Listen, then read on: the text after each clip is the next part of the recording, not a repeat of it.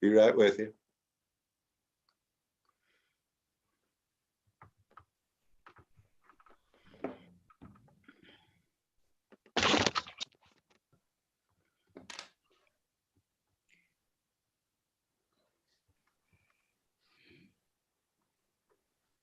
And we should be live on Facebook. Hi, Joan. And I think it was Cynthia's voice I heard before.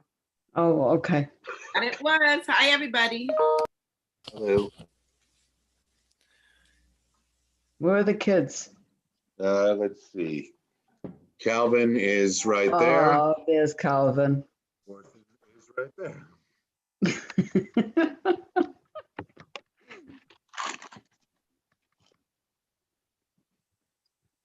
Let me get my phone.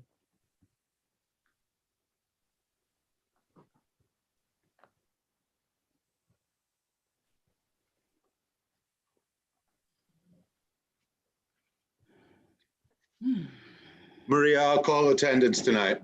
Okay. I'm prepared for that. We don't have Alexa yet, though, but I have 5:59. So we will go live for the public at 6 and just wait.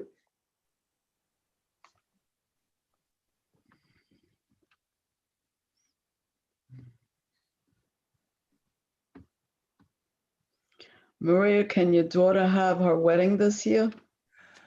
God willing, it's going to go through. So far, it is. She had to change the date, Oh, but yeah, but it looks like it's going to go through. good, good.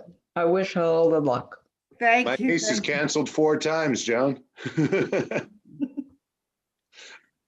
It's unbelievable. It was a headache just trying to reschedule everything, but it worked out. I can't believe that in another 2 weeks, it will be a year since we met, and I even forget what meeting it was, but the last meeting was I think the 9th. February. And I didn't go because I heard all of this on going on, and I said, my head told me, just stay home. And I have 6 p.m., so I'm going to open up the webinar now. okay. We'll see if we have any attendees tonight.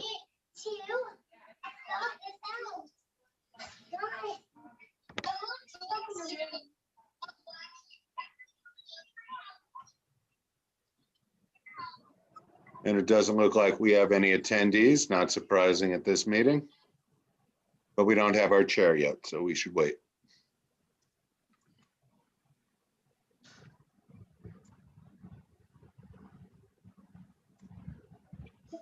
John Johnson, can you hear me?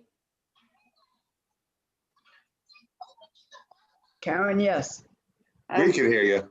Yeah, I think John may have stepped away for a minute. Yeah, I wanted to get your email because I wanted to touch base on that thing you were talking about last night, the fair share. And I sent you John's email earlier today. All right, let me check.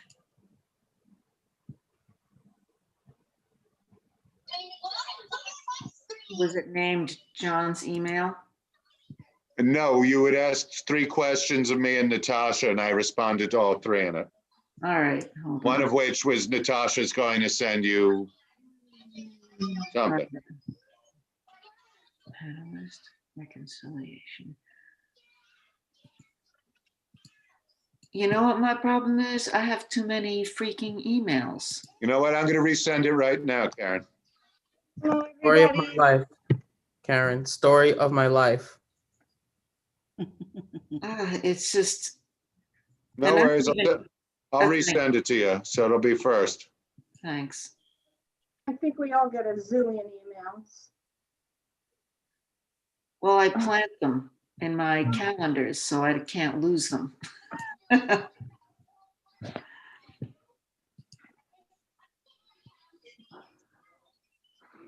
Okay, I'm going to send you one. It's going to be an email from Natasha. Below it is my email with the info. All right, thanks.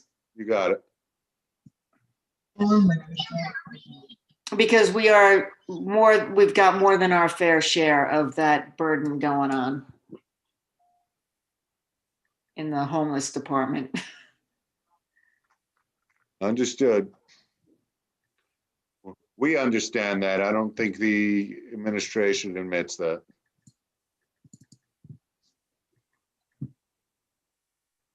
Oh, okay, thanks. All right, we've got Alexa now. Let's give her a moment. Hello, everyone. Just see. If I put a link in the Q&A, is there a way for me to post a link? You can And put it in Q&A. I can believe put we it could in- all see that as panelists. Okay, because there's no way for me to, there's no place for me to type anything in the Q&A. It seems locked. Yeah, I've been running into that. I've discovered that when you are a panelist, you cannot ask a question, you can only respond. Oh, is that the case? I did not That's realize. what I've been noticing. And it was last night when I was waving my hand, I was like trying to get someone's attention because I couldn't put anything in there. Okay, And that's, I that's don't new know how info to- for me. I wasn't aware of that. We got rid of the chat because the chat was hijacked at other meetings. Yeah. So we have to figure that part out. Alexa, there's another way to do it. Why don't you email it to me and I can put it up on the screen? Okay, that is perfect. And then when you're, just before you're ready to start, why don't you tell me it's time to call roll? Okay. All right, I will send it to you right now.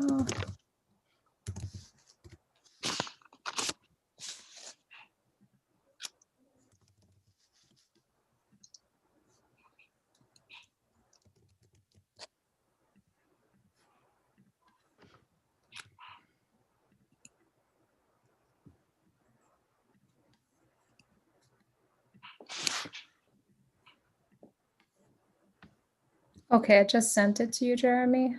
All right. And what I just sent, Jeremy, is basically the agenda Okay. meeting with the links. And let's see who's in the room. Oop.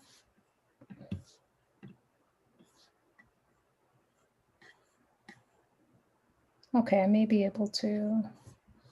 We'll see if we can. Jeremy, let me know if you gotten the document. Haven't gotten it yet.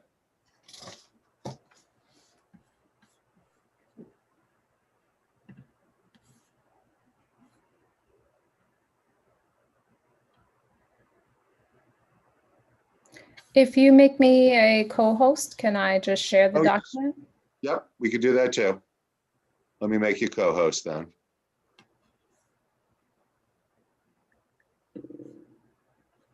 There you go. Awesome. All right. And now I got the email. That's how it works. All right.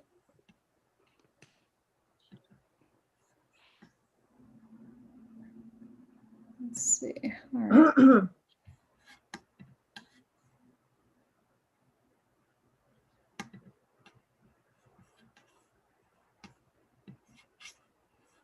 All right. Now I'm getting all kind of crazy security messages from Okay, then let's Let's let me go do back. it then. Let me Let's go back to my email now that I know it's here. All right. Apologies, everyone. How many clicks does it take to share a screen? Yeah. That's the motto now. I need access. To your Google Drive. Okay. Request access.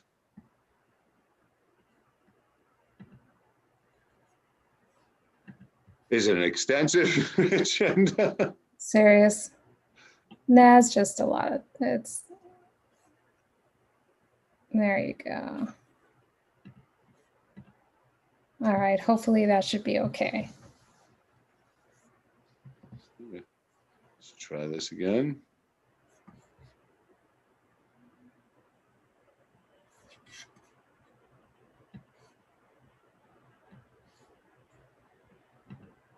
Eureka.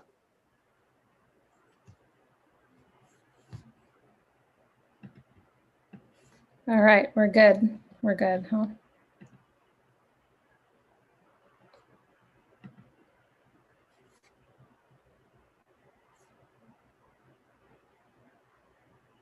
All right, cool. So I guess with that, Jeremy, if you'd like to open roll call. Yep. Just give me 1 second. Okay. So board members, if you are muted, please unmute yourself when I call your name and let us know that you're here. And if you are not a member of the committee, we will acknowledge you after the roll call. Alexa Aviles, Present. Gloria Rodriguez Navoa, Joan Buddy, Here, Gladys Bruno, Joseph Canali, Julio Pena, Here. Tricia Ruiz, Here. Victor Swinton. Victor? Here. I got you. Karen Rolnick? Here. Just give me 1 second.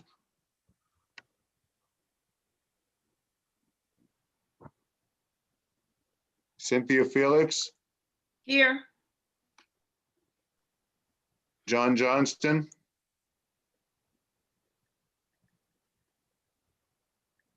John? I saw you on- Thank you. Nick Azadian. Here. I'm on this committee. You're not. I'm Okay. just calling folks. Usually I don't do it that way. I don't know why I did it that way tonight. You got it, Alexa.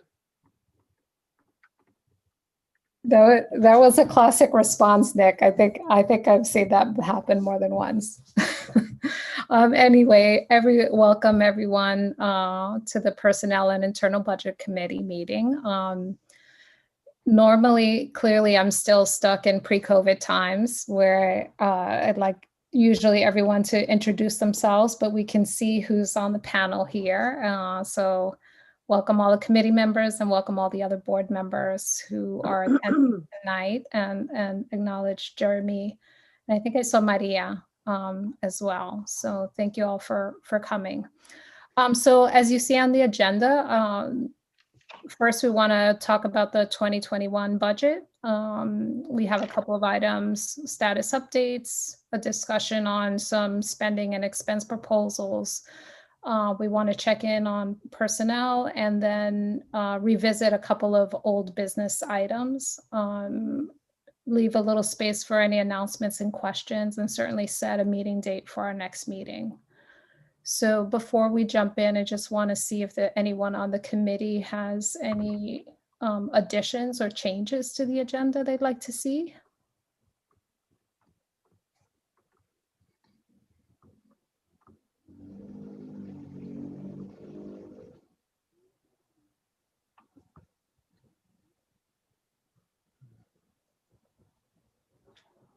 Looks good to me. Looks okay. Okay. I can't see everyone, so I'm gonna assume silence means that it's all good. So thank you, Pat. So I guess to jump into the fiscal 21 budget, what we have here is what I linked onto this agenda item is the December reconciliation from the Borough President's office. We have not received the January reconciliation. I wondered if Maria and Jeremy, the office, So, have received The January. Borough President's Office no longer does the reconciliation. We do the reconciliation ourselves. Actually, Maria does it without any training. Okay, so do we have a January reconciliation document? We do have one. Basically, I mean, I can send it to you tomorrow. I can't send it to you now. I don't have it on my laptop because I work from the office. Okay. But there really isn't any change compared to December's. We didn't pay any bills in January. Right. Okay, so if operating, then I guess it's a good segue into the spending status and discussion.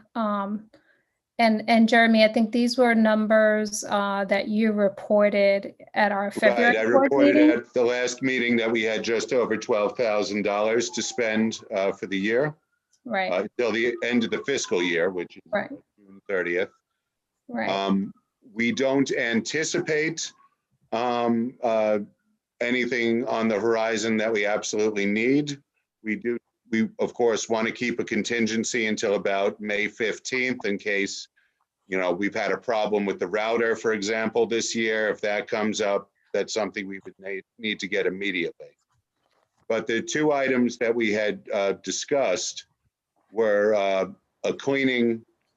deep cleaning of the office and the boardroom, and shampooing of the rugs. And that would include everything from windowsills and radiators and bookshelves. In the boardroom, cleaning all the chairs, shampooing the rugs in both rooms. I think that would make us a lot. First of all, the office really hasn't had a cleaning in about a year. But we had a COVID infection in the boardroom with the census, which we are all very uncomfortable with, and we would like a deep cleaning of that before we feel comfortable going in. I don't know how board members feel about that, but we want to get everything cleaned in there, including those chairs. Jeremy, I'd also like to add on, in the boardroom, we're also looking not only to get the chairs, but we're looking to have everything sanitized. We're talking about the closet doors, the knobs, the kitchen area is all going to get sanitized. All the tables, the chairs, windowsills, windows, everything is going to be sanitized. That's going to be done in the boardroom and our office. Right.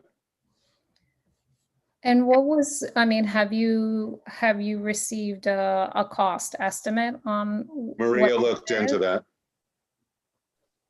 Yes, we did. So the cleaning itself is going to be done. It's going to be a two-part cleaning. So the first cleaning that's going to be done is going to be the sanitizing and cleaning of the furniture and everything in the boardroom and the office. And then the following week, they're going to be doing the deep cleaning of the rugs, which is the shampooing and cleaning. So they've provided us with two proposals. The one for the cleaning itself is going to run us $1,100 for the cleaning of the boardroom and the office. And the shampooing of the boardroom and the office is going to be $650. Now, this cleaning is not going to be done by one person. It's a cleaning crew that they have. So it's going to be, I think, a crew of about 3 or 4 people that are going to be doing these cleanings and shampooing. That's not bad. Sounds good to me. Do any of committee members have any questions? I do. Yep. My question is, does this cleaning involve them? Does the price include moving of furniture around? And number 2, what happens when people start using the rooms? Who sanitizes after that? I mean, because you're going to do a deep cleaning, but what happens when people start using it? How is that going to work? So first of all, we don't know when we're going to be using that room for public meetings. There is also the library that will potentially be back in there and using it. They are supposed to keep that room clean. I can't speak for Maria and Natasha directly, although I think they agree with this. I don't trust the work that they have done so far. And what about the bathrooms? The bathrooms have been, the janitor has continued to keep them up. I don't believe they're part of this contract is the deep cleaning. Am I correct, Maria? Yeah, they're not part of the contract at We could all. look into that if you're interested in that as well. I mean, because quite We honestly, have continued to use the bathrooms. We have felt comfortable with that, but that boardroom, we have not felt comfortable with. and I understand that, but my major concern as a person that if I do come in to use the bathroom, it would be nice to have the bathrooms cleaned as well.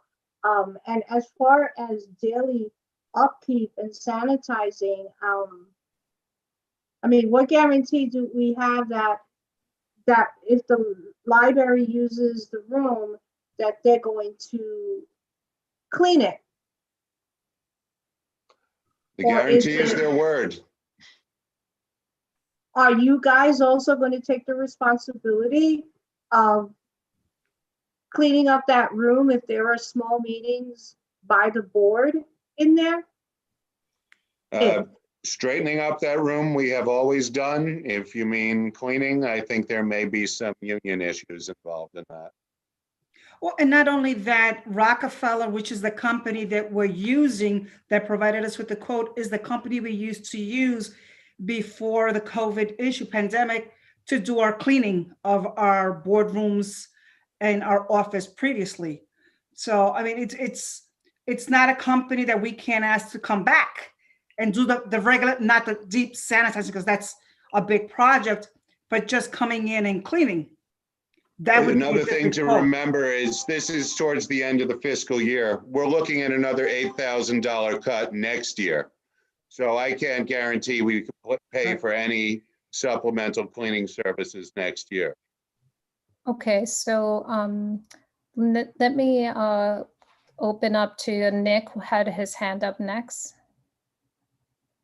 So Jeremy, specifically, if this is going to run us like $1,700 to really do a deep cleaning, I would expect that to be some similar occurrence every time that there would be a COVID infection that would be, at any of the public meetings. So, it's pretty clear that, we would not be in a position, at least from this budget, in order to have public meetings because the chances of having an infection at one of the meetings would be high.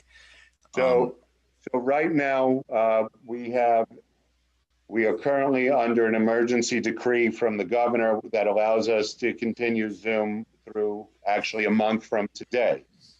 Every month, he's been issuing another extension of that. The mayor has been talking potentially offices returning in May. We don't know when we're going to be out of this emergency decree where we have to have public meetings. Perhaps it'll be altered at some point. I guess what I'm trying to beyond us. What I'm trying to get at is that, so my wife has been called back into the office. She works for a private company. And in the time that she's been back, there have been 3 or 4 separate instances of employees having COVID where the office had to shut down and had to be forcefully cleaned, to the point where the company actually changed its policy to reduce the number of days that staff would have to come in because the cleaning costs were so severe. Now, granted, that's a commercial office building. This is a smaller room, but still our budget is smaller. And right. I don't, as much as I'd love to have public meetings in person to open it up to the full public, based on this budget and the cuts, I don't see how that will be possible. So I agree with you, but that's beyond the community board's determination. It is up to the governor and the public meetings law. The library is supposed to pay for cleaning services.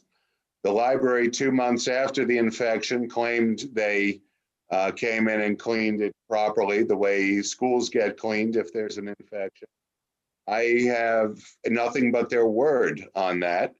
And considering it took them 2 months to even agree that it was their fault is the wrong word, that it was their responsibility, 2 months had passed. So I'm not sure I trust them to do it in a timely manner. They should be doing it if I would say, especially if that infection came in through their programs, but right now they're not going back to in-place programs. All right, so before I jump in, I want to call on Joan Body. So I guess just on quick other note, so I guess the bathrooms will not be renovated this year or next. My guess is that will be done sometime after I retire, many years from now.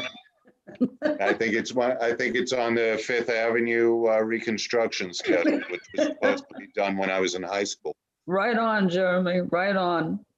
Every year, they didn't come last year because of COVID, of course, but every year they come in to inspect our bathrooms, and we never get the project.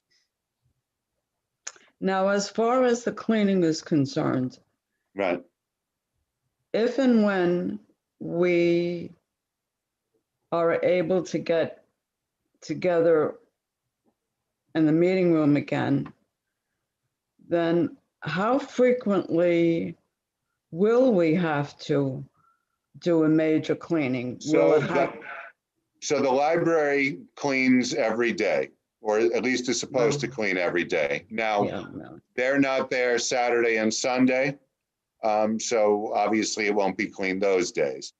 I do see evidence that the custodian is cleaning the bathrooms and cleaning that boardroom. Not much activity is going on in that boardroom, so there isn't much for her to clean. So I trust that the basics will continue to be done as long as the library is open. Okay. Karen? Yeah, hi. I'm just gonna put this out there. I'm on the CDC website, and it says coronaviruses on surfaces and objects naturally die within hours to days. And I'm wondering if we're just looking at this with the wrong approach, because maybe our money would be better spent getting one of these HEPA filter systems that can then filter out the air, which is where the coronavirus resides. And then I think that might be a better solution. I just looked up there, it's about $500 for a HEPA filter system, and about $1,500 for something called an upper room UVGI, which ventilates the air out, up and out. And I don't know, I just think if we were to invest in something like that, I think it would be long lasting and effective. And I don't know that we need to wipe down all the chairs. If they haven't been used in a couple of days, there will be no germs on them. I mean, I can speak only for myself. As an employee of CV7, if we go back to the office, we're looking at spending 8 hours there. We're going to be in that boardroom. The library is going to be using that boardroom. The public will be in that boardroom. And like I said, I can only speak for myself, but I would feel very uncomfortable being there if someone were to tell me someone was diagnosed with COVID in here. I would be very uncomfortable to walk into that library, into that boardroom. So, I mean, I can only speak for myself. Yeah. Well, I agree with you I because wouldn't trust it. So no one, so as far I as agree. we understand, that no one has been in that room since that infection, and this is sometime in the summertime? Nope, I've been in that room. I have to get to the men's room. I'm always masked in that room. So you're the only one that's been in the room since the summer. I believe the custodian's been in that room. that's right. Julio, you were next on the queue. Thank you. So I had to write down what I was going to say because I feel like I was going to forget. So I've been working in person since this past June, and knocking on wood, I've been negative for since then. But I just wanted to, in terms of like cleaning practices, and, folks know I run in-person programming with kids, and we know working with kids can be pre-COVID was something else. Post-COVID is different, right? So, Department of Health and Mental Health has really strict cleaning guidelines that's actually not that hard to comply with. And I want to assume that we want to follow something very similar in a very public room like the boardroom. Like a cleaning practice that I think is, and of course, like I think this is something that we'll be following if and when we return to a semi-normal style, which I don't think is going to be anytime soon. I don't think we're talking about May. I think we're talking about like September, October, November, to be quite honest. So I think that we can like table that kind of conversation for probably the next fiscal year. But I'm fine with the deep cleaning because I think, frankly, the spaces we're talking about is that I think that they should be cleaned because they need to be cleaned. But I think if there is a positive case, they should not be deep cleaned every time there's a positive case. That's not something that we do every time. A simple spray solution is literally what we do whenever there's a positive case. We close down for 48 hours, and then after that we clean with the literal Clorox and diluted solution is the recommended cleaning. So I think there's practices that are simple and safe. I think it's just making sure that there's a little knowledge around it, because I think there's some misconceptions. Thank you, Julio. We're going to jump to Pat, and then Joan and Nick. To add to what Julio was saying, what we do at our office, we did have a deep clean back in January because someone did, come down with COVID.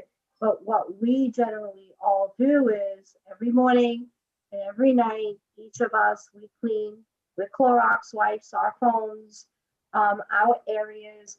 If someone comes from the outside and they happen to use the copier, someone just takes a Clorox wipe and they wipe it up.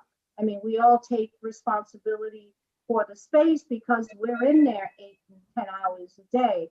Yes, I work for a company that fortunately has cleaning done every day, but just throughout the day, you don't know who's coming in. And if you do see someone, I think, and don't get me wrong, I'm not saying that the staff has to clean, but if you all take responsibilities, if you know that someone was in there, wipe the doorknob and do that. And again, I agree with Julio that, it doesn't stay in the air. You're not going to get it. I mean, no one's been there in months. But yes, a deep cleaning of that rug, maybe it needs to be done, but I think that going forward after that, everyone, even the library, should take the responsibility of, wiping down when they use whatever they use in the rooms and somehow try to work together. Somehow, I don't know how, but that's just my thought. Thank you. Thank you, Pat. Joan? If we postpone cleaning this year, then whatever money we have left over that we would normally spend to clean will be taken back by June 30th. And if we're getting cut $8,000 again next year, what is that going to leave us? Practically nothing to spend. And cleaning is essential. The boardroom the rugs haven't been shampooed since the new rugs were put down. Am I correct, Maria? Yes. They're overdue. That was a busy room. The children and the teachers were in there, and whoever else is in there, and we get over 50 people once a month. Never mind the committee meetings. So this has to be done, no matter what. A complete cleaning. in both stages. Okay, thank you, Joan. Nick? So my comment is more in reference to Karen. Having actually designed those systems, what I can tell you is that the HEPA filtration was a very shoddy idea that was put together by the health department, which a lot of people have abused. And in truth, really what it is it depends on how many people are infected in the room breathing, because that's ultimately what provides the, I guess, the source, if you will. And unfortunately, usually in drier conditions, those particulate can actually stay suspended for quite some time. Given like 1 or 2 months, it's probably all settled, but I would not be surprised, if there was a very, very low viral load still in probably some of the air ducts and whatever else. So the HEPA filter probably won't do it. However, UV pretty much kills everything. And that would have to, if it's depending upon what you're looking at, if that's installed in the ceiling, then that'll kill everything in the room if it's the right one. So I would just caution that, yes, you need to clean the surfaces, but in dry conditions, specifically in the wintertime, you can have a lot of things stay in the airstream for a lot longer than you would expect them to. Thank you, Nick. Does anyone else have any other comments or questions? I'm not opposed to cleaning. I just think that the air filtration might also be really important to consider in the future.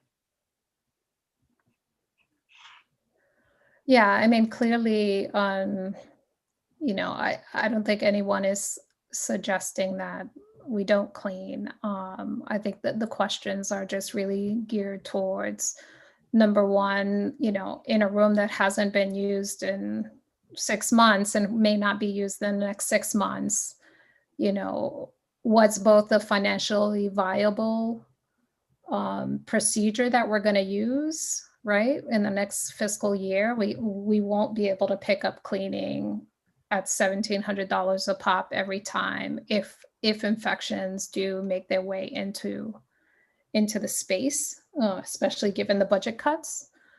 And, just the deliberation on kind of the science. We hear the staff's concerns, of course, and, that's important to us. We want you to feel safe. We understand that only one of you are in the office at a time.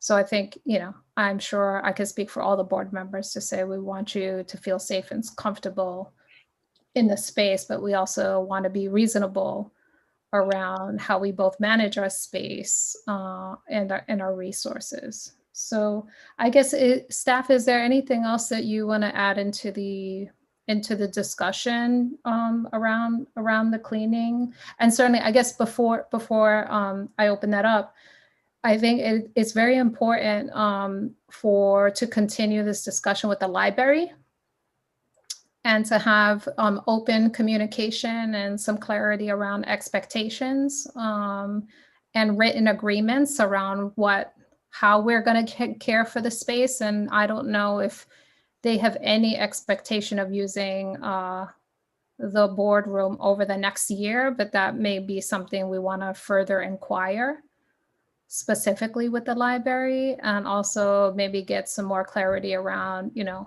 what is the kind of cleaning that they are doing to the boardroom space during this interim period, so that we're not doing triple cleans on a room. So staff, is there anything else that you want to throw into the mix? No, I'm good. Thank you. No, I'm fine. So Jeremy, have you received any communication do you have any specific agreements with the library in terms of their usage of the space and what that looks like, and the sharing of, cleaning? Well, in truth, I really don't trust a word they say now based on the infection that was in that room.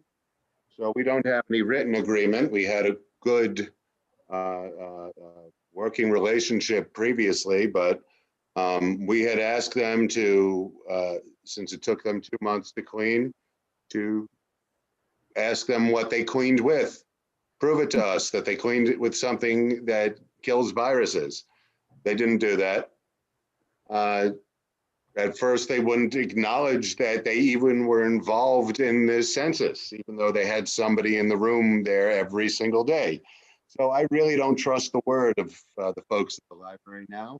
And I do want everything from them in writing from now on. I won't accept a phone call from them. Right. Well, I think given that, I mean, I think whether you trust them or not, we need documentation in writing Well, around that's what part the of why I agreements don't are. trust them. I asked them for documentation. They Right. Well, wouldn't give it to me. I asked them to tell me who knew about this. They wouldn't tell me. right. Right. Well, we definitely would like to, I think we want to continue to pursue documentation around what the agreements for the shared space and the cleaning are, because we've been Well, down to this tell road you the before truth, prior to I COVID. kind of got worried that they were going to end up bad mouthing me and saying I was preventing children from using that room. So I felt I needed to back off of that.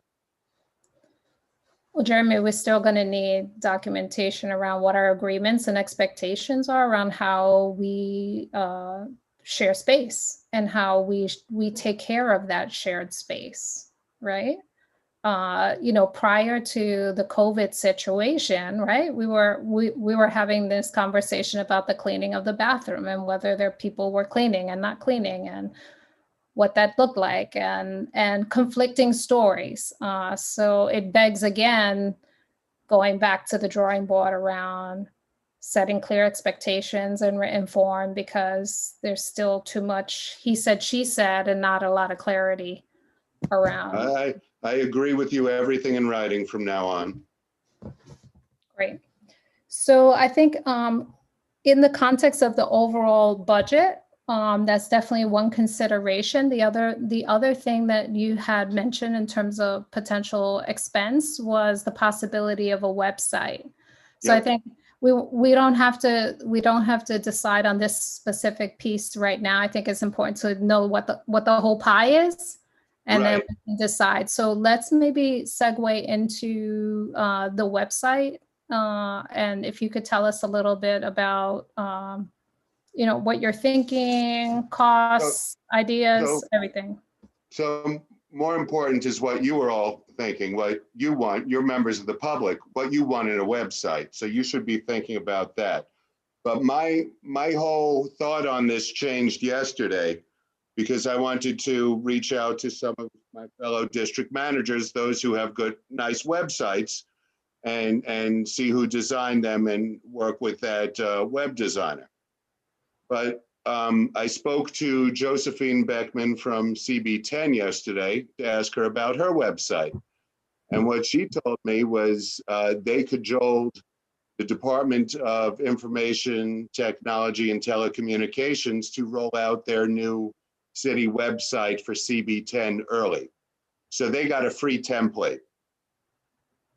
And I would like folks here to look at CB10's website and see if that's something they like. There are a few additional items I would like to add to it, and I'll tell you what those are. But I think that could be a much cheaper way to do it. I think instead of paying for the website, if we got a temp for like 20 hours to just type and plug in information, we could have a brand new website with a lot more information than what we currently have for just a few $100s. I'm sorry, Jeremy, what is the temp for? To type in the information. All DOT would be giving us would be a template, and we'd have to type it in ourselves, which would probably be dozens of hours of work. So I figured since we wouldn't be paying for a website, get somebody from a temp agency for maybe 20 hours to plug in the information.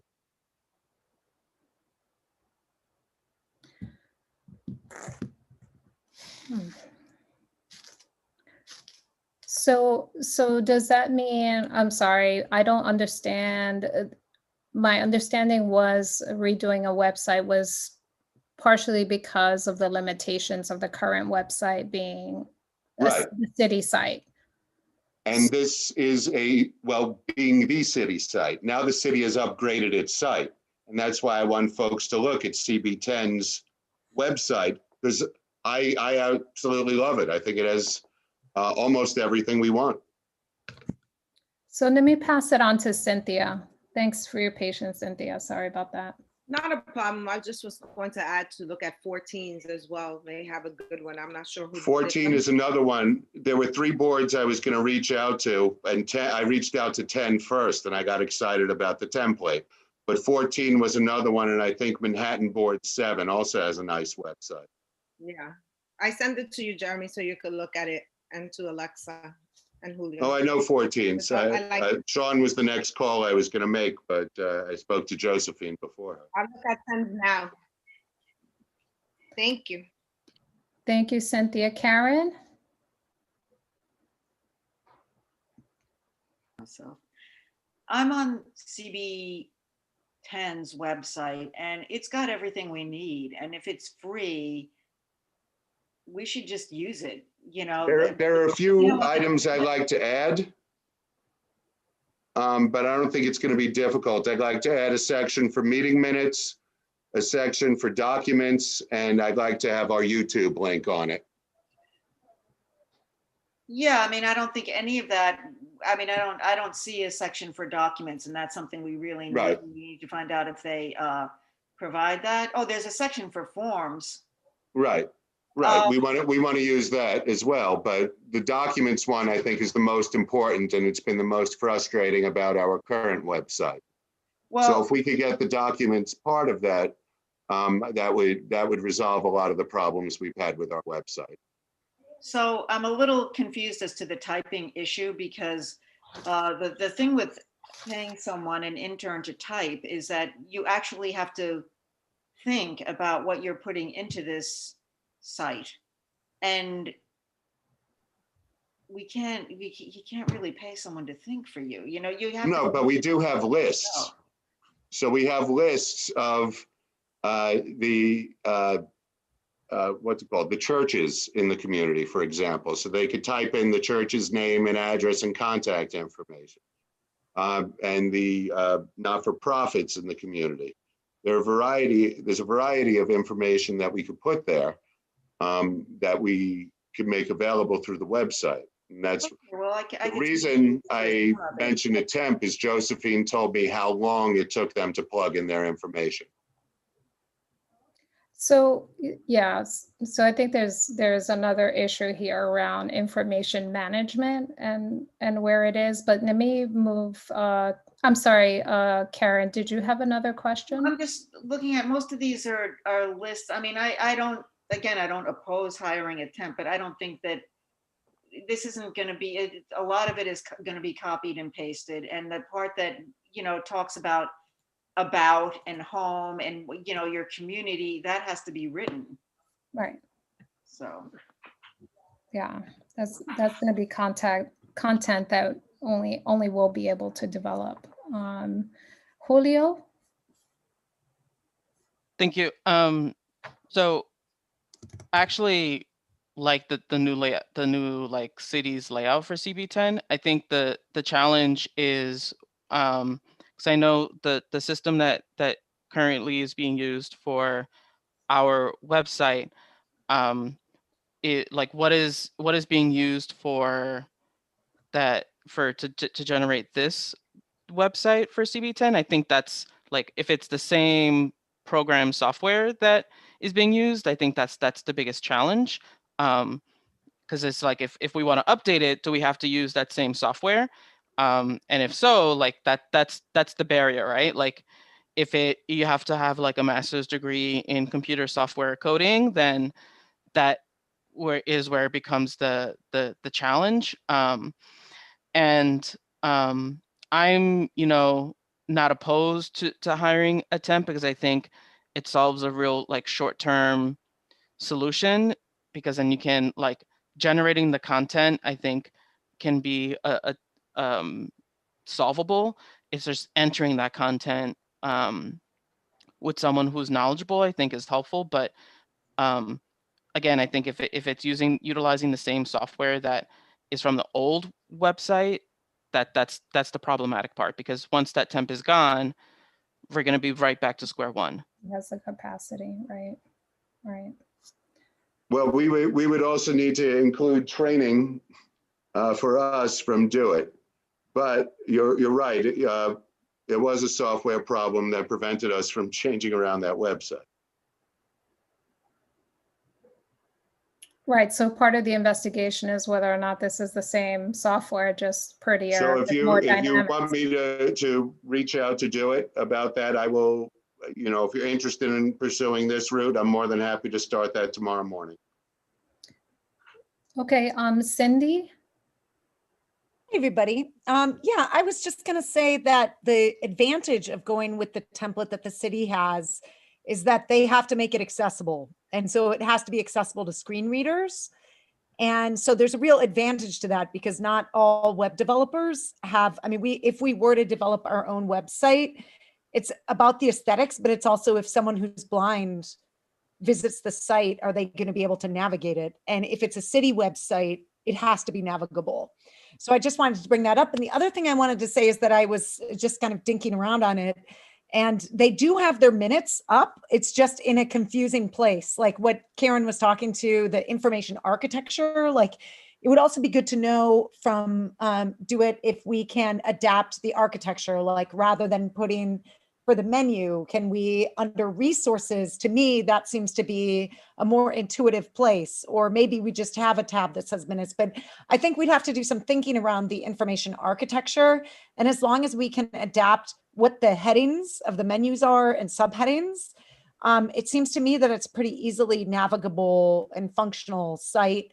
And of course, it should be accessible, but Jeremy, you might also want to ask about that if you're going to have a meeting with them. Yeah, so I'm more than happy to ask that. I know certainly from CB10's website, you can see on the bottom, there's a translate function. I think it's 24 different languages. Oh, that's amazing. So there's that. And then there's also screen reader accessibility, which is not something that you can visually intuit, but is, you know, built into the code. And so just asking if they have, if it's Writing that one down, screen reader accessibility. Yes, yes. For people who are blind or who use kind of other tool, you know, use the keyboard, for example, rather than a mouse. Right. So, okay, that's all. Thank That's all I got. Thank you, Cindy. Pat. My question is, once you have the temp and all the information that you want on there is uploaded, what happens after when we have updates to the list, the mailing list, the community-based organizations list, the churches list, when we have meetings and those things, who's going to be responsible for the So the maintenance will be up to the staff. I'm suggesting originally that we use a temp to get it up as quick as possible. Yeah, I got that. I'm just concerned about making sure that the information is always up to date and who's going to be doing that. Because Generally, it will be Natasha with me and Maria backing it up. Natasha is our communication person. She handles our calendar. So she's the one who puts the information in the calendar for the website. Currently. All right. I'm just like thinking of updates to lists. That's always been my thing of having a current mailing list of churches and community-based organizations and city agencies and all of the elected officials, just those kind of things. So we have those lists already outside of our website in Outlook, which is the program we use for our email. And Natasha currently maintains those. So she is maintaining those lists. So she has had experience with that.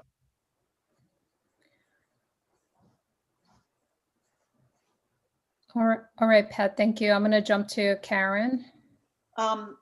Jeremy, when you talk to your friend, could you, Not a friend. Well, The translate button, I've been checking it out. It's actually great.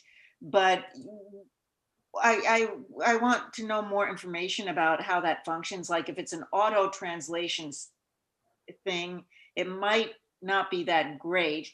And how do they have to, like, did the community board 10 have to provide all those translations? Or how, if you. I don't believe they had to, they certainly, Board 10 certainly didn't provide translation Urdu. So I'm certain of that. So just, I would want someone who spoke those languages to maybe check out and see if the translations are up to par, and how it would work if you were to change some text in English, then what happens? Does it change automatically into Chinese and Arabic and everything else? Okay. I can will maybe write that try to down. answer that. The DOE uses the same thing because we're a city-run website, and basically it's Google Translate on top. Yeah. It lets you, it has a drop list of all the languages that you use. It's a hit or miss sometimes for the Spanish. When I do it, comes very close. I can't speak for other languages, but if it's a city-based web page, they're going to use the same system, I'm assuming, which is a Google Translate on top. It has the list of all the languages. If you go to the New York City website, Karen, for the DOE, nicehead.edu, you'll be able to see how it functions. Okay, because I work for a financial publisher and we do a lot of international publishing as well. But we are required to provide all that translation ourselves, or provide a translator, because the translations are sometimes a little funky. Yeah, I understood, but I don't think the city has the capacity to pay for all that. So I believe Right. that's why they use it. I could speak, that's why the DOE uses it. I see Alexa nodding, so Yeah. if you're familiar with the DOE website, that's exactly how I imagine. That's like city, it's like the nyc.gov websites that do the same thing. Yeah. So if they have the same platform, that's what they will be using. Maybe very costly to have individual translators. Well, obviously, And we can be certain, using the city's website, we would be following at least the city's law with regard to it. well, I think it's a great functionality. I think it's a great function, actually. Yeah, it's definitely great in principle. I think in practice, we'll see that the translation is poor at best for most languages. I guess what I'm also wondering too is, like, we have a lot of Spanish speakers in our district. If we had an important page, like our front page, and we wanted to do our own translation for that page, would that even be possible? That's a good question to ask, if they can make templates, if that can be manually translated as pages, as additional pages. Stuff, I don't know. It is probably not that important of a thing, but I'm looking at this and I'm impressed with this. And I think it's going to save us a lot of money. It's clean. All the information you need is there. It's easy to find. I agree, Karen. I was very excited when I saw their new webpage. Yeah, I think it sounds like there's certainly a lot of interest. I mean, I think one of the things that we want to continuously think about is, how does this refreshed website fit into the context of community engagement, right? And expanding our community engagement, and how can we use a site in more dynamic ways to do that? So I think that that's really one of the other questions that we want to ask. It's just not a repository for lists, but like, how can we make it, as dynamic as possible? I would say the biggest complaint that we've had is the fact that we're not able to post documents to our website currently.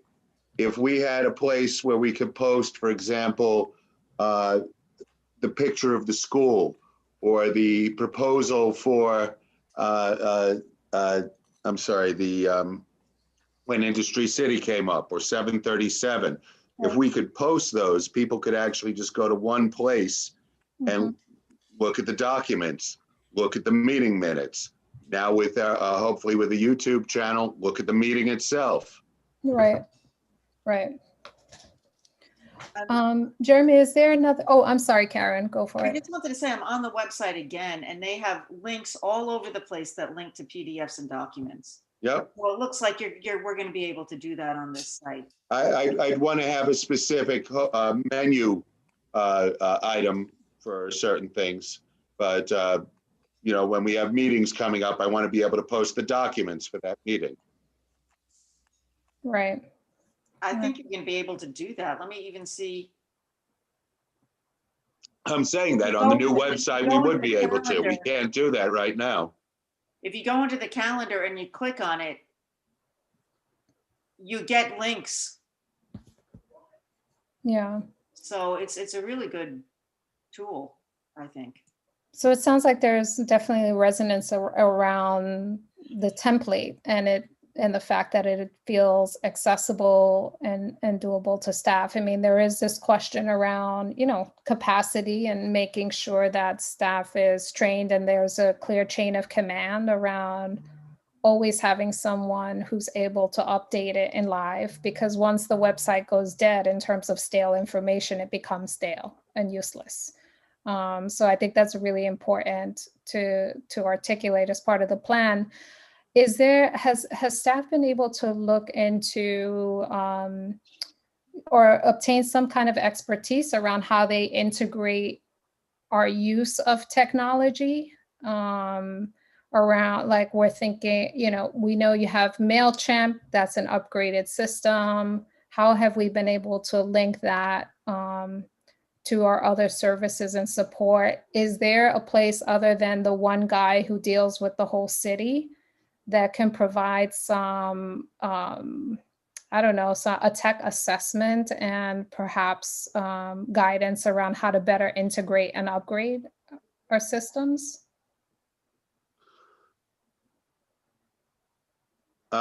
So we would have to seek an outside resource.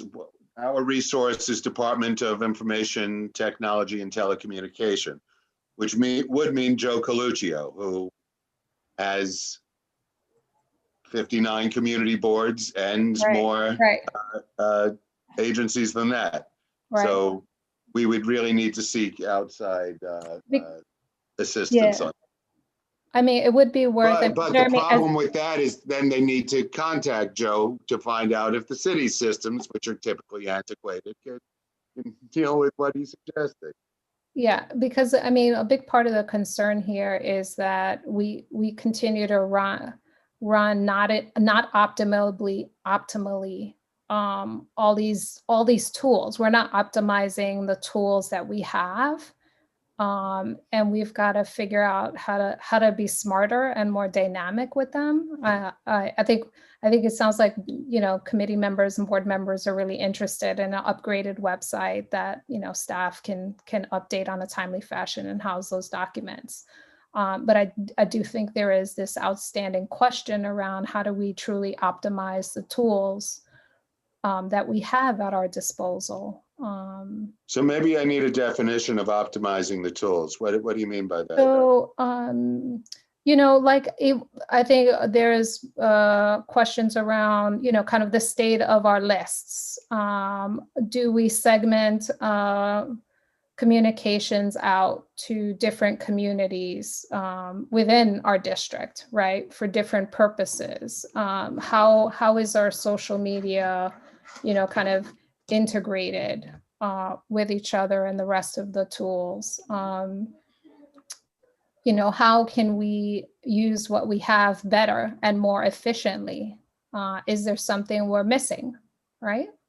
And that, I think there are people who can go in and make some assessments around how to maximize. And so I guess, you know, I think I've heard a lot of different discussions around, you know, lists, like people not having access to information or receiving stuff not in a timely fashion. So I guess, you know, it's a question. How can we maximize the tools that we have, make them more dynamic so that they're more effective, right, as outreach and communications tools for our community? Does that help clarify or no? I believe it does. Okay. I got hung up on people not receiving something in a timely fashion. That one bothered me. I'm not sure what that is. Yeah.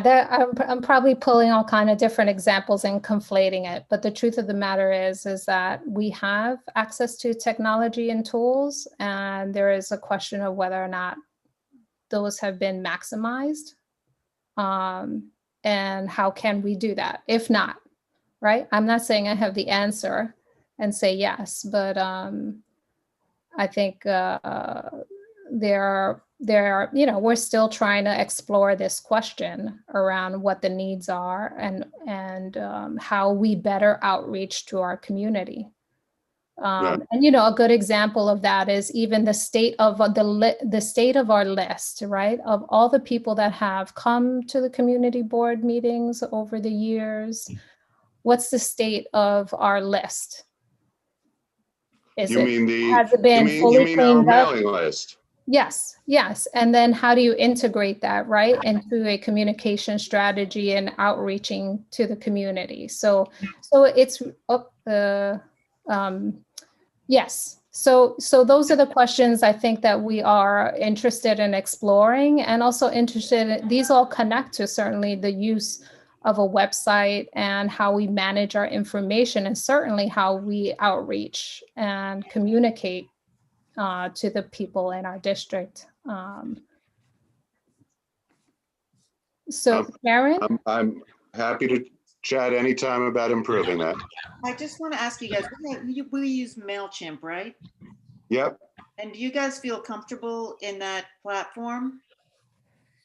Natasha loves it. She's our communication person. She likes Mailchimp. Because there are a lot of tools that Mailchimp has with organizing lists into different categories and things like that. And you can automate a lot of stuff. You can send out automatic reminders and emails. And I'm sure she knows how to do that kind of stuff. But a lot of that's also available in what's it called?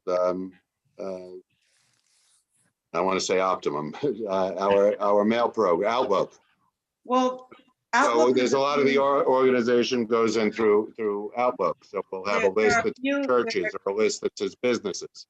There are a couple of advantages to Mailchimp, and I mean, I use it a lot in my work. And one of the advantages is that you can get information on who's opening up your documents, and you can update your lists very easily. And Karen, we would be more than happy to talk to you offline to draw on your expertise. But also you don't, the people receiving the emails don't have the list of the recipients' emails and things like that. It's like secure. Yeah, we've changed that. We were asked to change that. We changed that. So everything you should get, if it's not directly to you, should be a blind copy. Yes, I did. Yeah. So I realize it's 7:00. we are on our second bullet point. I think is there any other pieces of information or question that anyone would like to add to the just general website discussion before we close it up? Let's just wait for Jeremy to come back to us with all the questions that we asked about, the city's website and all of that good stuff. Because I'm sure there's still questions for him to discuss with Josephine. Yes, no? Yes, it sounds like the committee had a good number of questions that he should explore, and that there's some interest around the template. So it sounds like once, I guess, Jeremy, you have those discussions, you can, I guess, report back to you, and you can schedule a meeting as necessary. Yep, that sounds good.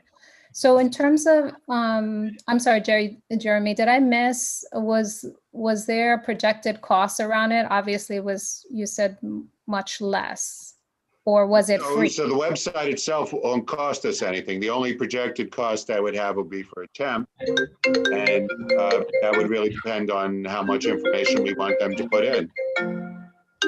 Got it, excuse me, I'm sorry. got it. Okay. So I'm really, thinking, what could a temp cost us? 20 or $25 an hour?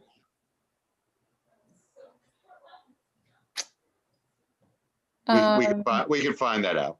I think that's for you to cost out and figure Yeah. out who does that, and also to clearly figure out like what it is that, because there may be ways to transfer this information that doesn't need to be done manually. All right. Well, that's a conversation for me to have also with Board 10, who had to plug in the information. So I'll find out how they did it. Can I ask one question? Is it wrong of me to say a student from OBT?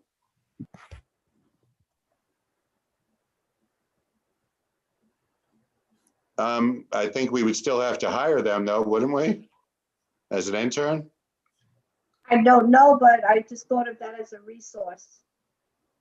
All right, I guess that's a possibility. Absolutely. You know what? Even if we had to hire them, I'd prefer to hire somebody local, so that would make sense. Yeah, Pat, I really appreciate the suggestion. I mean, I think anytime we can hire locally, that would be incredible. And Absolutely. opportunity. Absolutely. So The only I don't thing know if I there just are. I'm I'm sorry. sorry. The only thing I just want to make mention, if we're paying out of our budget, they have to be in the system. Right. So that means no one's going to be working on this that we know. Okay. Well, there you go.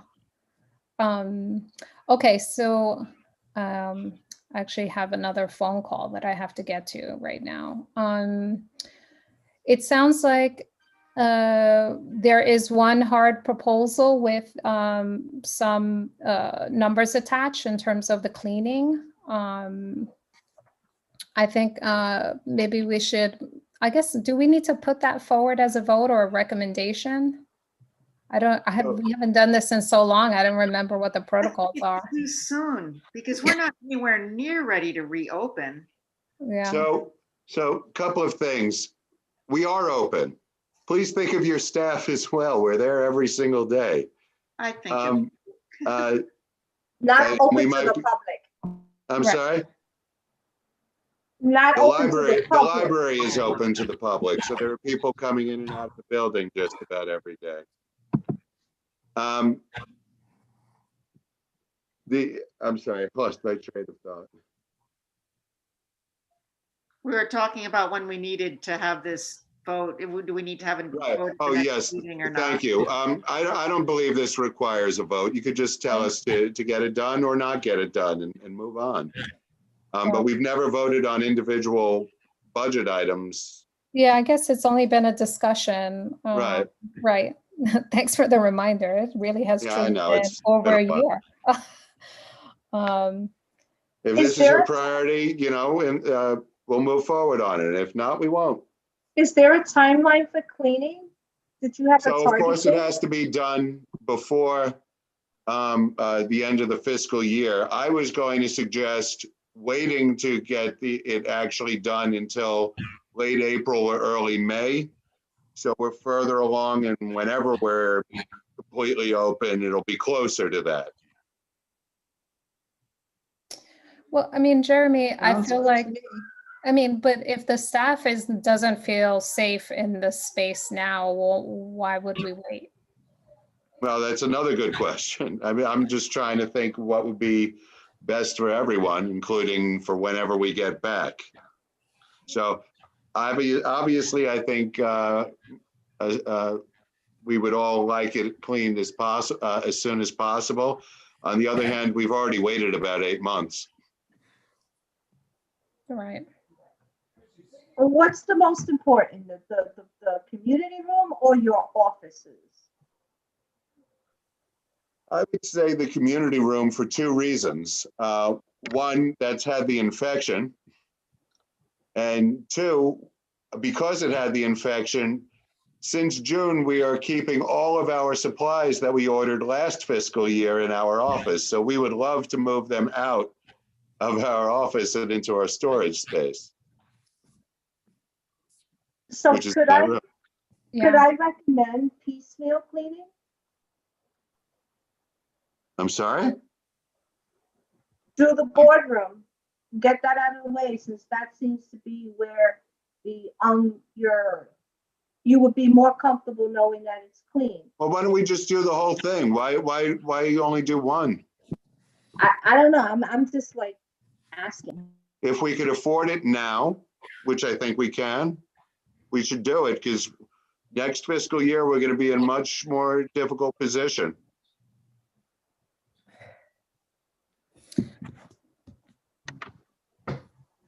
So it sounds like the proposal on the table is to move forward with this immediate clean, primarily to support the safety of staff, and that the space, I'm sorry, I'm losing my train of thought because they're texting me like crazy. Where are you?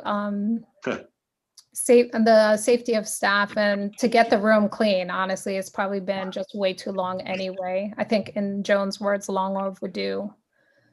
It sounds like we should move forward with this expense. I do think we need to also consider, the question of the library. We would like to pursue that and have a conversation around that, because this is a shared space, and we need to have some agreements around it. So it sounds like we should move forward and probably piecemealing it. I'm not sure it makes sense, although a cleaning will need to happen again or need to be maintained. The spaces will need to be maintained over the next however number of months. So if anyone has any major concerns around that? No, I think we should end this conversation. It's 7:13 already. And guys, I can't stay here too much longer. Me either. I'm already late, but I want to offer our members who've made time to make sure they say whatever they need to say. So I guess hearing no other. The boardroom and the offices have not been cleaned thoroughly in years.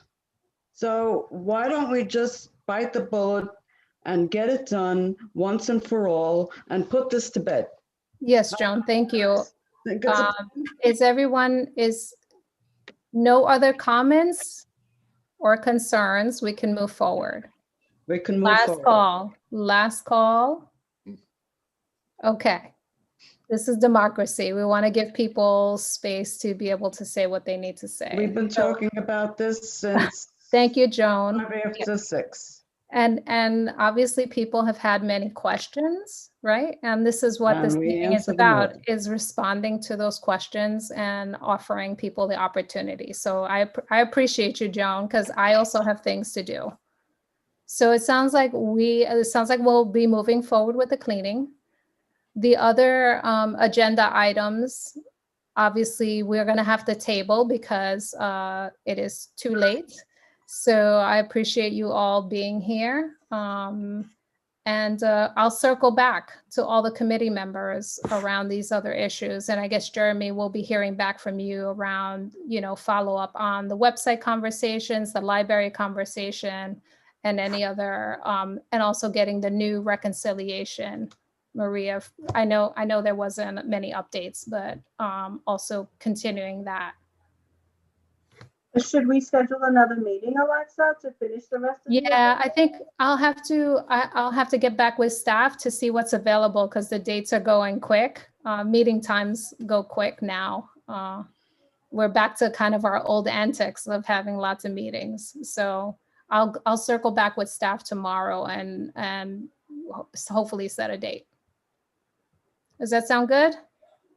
All right. Thank you all. Have a good night. We'll be in touch. Have a good night. I guess I'll see some of you again tomorrow. Yes. Take care. Take care, everybody. Bye. Everyone. Bye.